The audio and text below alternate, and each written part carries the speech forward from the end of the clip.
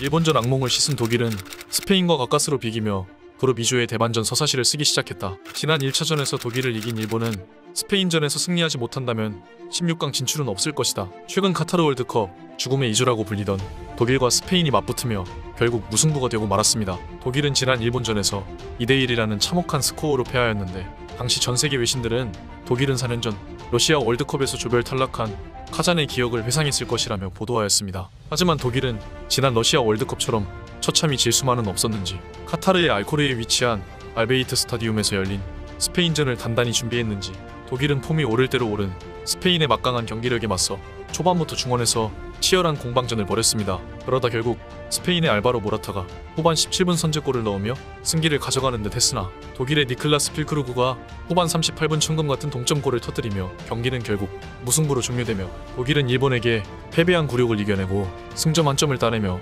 게르만의 저력을 보여주었습니다. 이렇게 독일이 스페인에 비기자 그룹 2조에서 가장 유력한 16강 진출 후보자는 스페인이었지만 만약 대반전으로 일본이 스페인을 이기고 코스타리카가 독일을 이긴다면 스페인과 독일의 16강 진출은 무산될 수도 있다는 것입니다. 하지만 독일이 스페인에 비기면서 현재 일본의 16강 진출 확률은 75%에서 20%까지 떨어졌기에 다수의 해외 외신들은 일본이 스페인을 반드시 이기려고 눈에 불을 켜고 달려들 것이라며 보도하기도 했습니다. 반면 영국의 ESPN에서 일본이 독일을 이기고 난 후 코스타리카전에서 최선을 다하지 않아 자업자득으로 일본이 16강에서 탈락될 것이라는 보도가 있었는데 해당 매체에서는 일본은 독일을 이기고 본인의 실력을 착각하여 코스타리카전 5명의 주전 멤버를 로테이션 시켰다. 일본이 이러한 안일함으로 결국 16강 탈락에 직면하여 일본은 자업자득을 한 셈이다라며 해당 매체는 일본 대표팀을 이끄는 모리아스 하지메 감독이 아니란 판단에 거센 비난을 가했습니다. 모리아스 감독은 코스타리카전 패배 후 인터뷰에서 나는 코스타리카전에서 독일을 이긴 선발 명단 5명을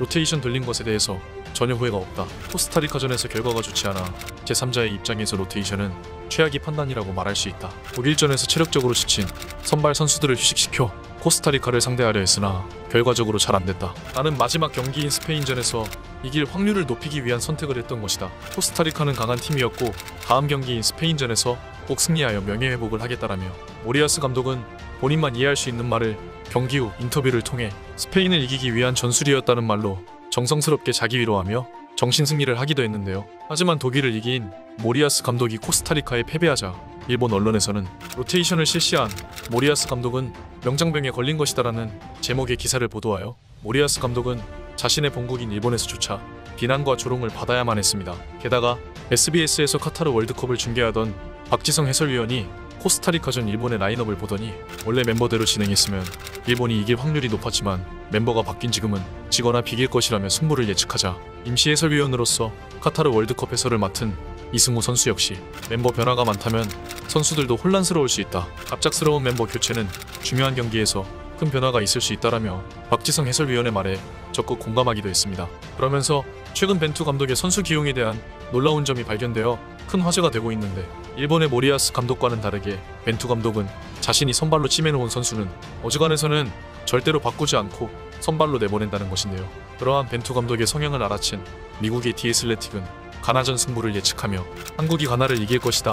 한국의 승리 확률은 56%지만 가나의 승리 확률은 20% 그리고 무승부 확률은 24%가 될 것이라며 한국이 가나에게 승리할 것이라는 전망을 내놓았습니다. 이번 디애슬레틱 예측은 닐슨 그레이스 노트를 기반으로 이루어졌는데 그레이스 노트는 닐슨의 자체적인 축구 랭킹 시스템으로 광범위한 축구 시뮬레이션이 특징이며 그렇게 도출된 값으로 각 경기에서 어떤 결과가 나올지 미리 예측하고 판단하는 시스템입니다. 디애슬레틱은 또 한국과 가나의 경기에서 무승부는 두 팀 모두에 큰 도움이 되지 않기 때문에 양팀 모두 공격적인 경기가 펼쳐질 확률이 높다고 했으며 한국이 가나전에서 승리하면 16강 진출 가능성이 상당히 커지고 가나는 한국에 질 경우 16강 탈락 확률이 높아질 것이라 전망하기도 했습니다. 한편 벤투 감독이 우루과이전을 준비하며 압박감을 느끼던 한국 대표팀 선수들을 위해 전한 말이 화제가 되고 있는데 이재성 선수가 쓴 블로그의 칼럼에 의하면 벤투 감독은 한국이 16강에 진출한 건 역사상 딱 2번뿐이다. 한 번은 2002 한일 월드컵이다. 워낙 특별한 케이스이며 그거 빼면 한 번밖에 없다. 그런데 왜 너희가 압박감을 느끼냐?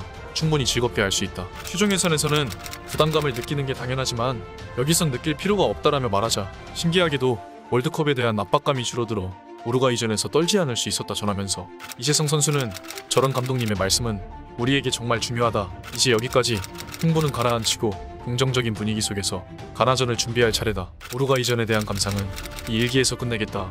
우리의 무대는 계속되니까라며 이재성 선수는 자신의 개인 블로그를 통해 가나전에 최선을 다해 임하겠다는 각오를 보였습니다. 얼마 전 기자회견장에서 벤투 감독은 이번 가나전의 황희찬의 출전은 어려울 것이라고 했지만 김민재의 출전 여부는 전날 밤까지 깊게 고민하여 결정하겠다 했기에 비록 가나전에 모두가 출전하지 못할지언정 모두가 건강히 회복하여 과거 한국에 와서 팬들의 부름에도 벤치만 달구며 모습을 보여주지 않은 인성 파탄자 무소속 호날두가 이끄는 포르투갈전에는 반드시 모두가 출전하여 그때 당시 한국 선수들과 축구를 해보지 못한 게 패배의 원인이라며 한국의 매운맛을 제대로 맛보고 씁쓸히 퇴장하는 호날두의 모습을 대한민국 대표팀이 만들어 주었으면 하는 바람입니다. 영상 끝까지 시청해주셔서 감사합니다. 이상 타이탄스였습니다.